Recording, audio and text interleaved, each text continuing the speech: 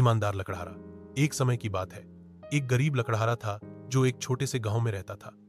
हर दिन वह लकड़ी काटने के लिए जंगल जाता था। उसने अपनी परिवार। एक दिन लकड़हारा हमेशा की तरह जंगल गया। नदी के पास एक पेड़ काटते समय उसका कुल्हाड़ी हाथ से फिसलकर पानी में गिर गया। नदी गहरी थी और लकड़हारा नहीं, अपना कुल्हाड़ी ढूंढो। वह बैठ गया और रोने लगा। अचानक नदी के ऊपर एक दयालु परी प्रकट हुई। उसने पूछा, तुम क्यों रो रहे हो?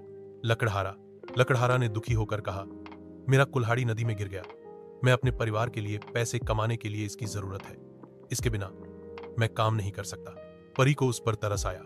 वह नदी में गोता लगाई और एक सुनहरा कुल्हाड़ी निकाल लाई। उसने पूछा, क्या यह तुम्हारा कुल्हाड़ी है?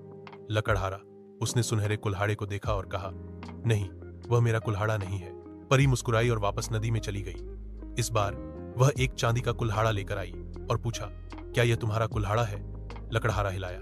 उसने अपना सिर हिलाया और कहा, नहीं, वह भी मेरा नहीं है। अंत में परी ने एक बार फिर नदी में गोता लगाया और लकड़हारे की पुरानी लोहे की कुल्हाड़ी निकाल लाई। क्या यह तुम्हारी कुल्हाड़ी है? उसने पूछा। लकड़हारे का चेहरा वह खुशी से झूम उठा।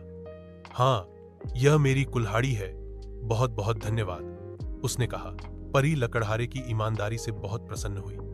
उसने उसे तीनों कुल्हाड़ियां, सोने की, चांदी की और उसकी पुरानी लोहे की, दे दी।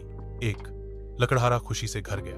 उसने सोने और चांदी के कुल्हाड़ियां बेच दी और अमीर हो गया। लेकिन वह ईमानदार और दयालु होना कभी नहीं भूला।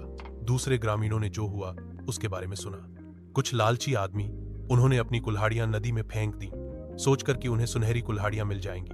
लेकिन जब परी ने उनसे पूछा कि क्या सुनहरी कुल्हाड़ी उनकी है, तो उन्होंने झूठ बोला और हां कह दिया। परी क्रोधित हो गई और उन्हें कोई कुल्हाड़ी देने से इनकार कर दिया। सब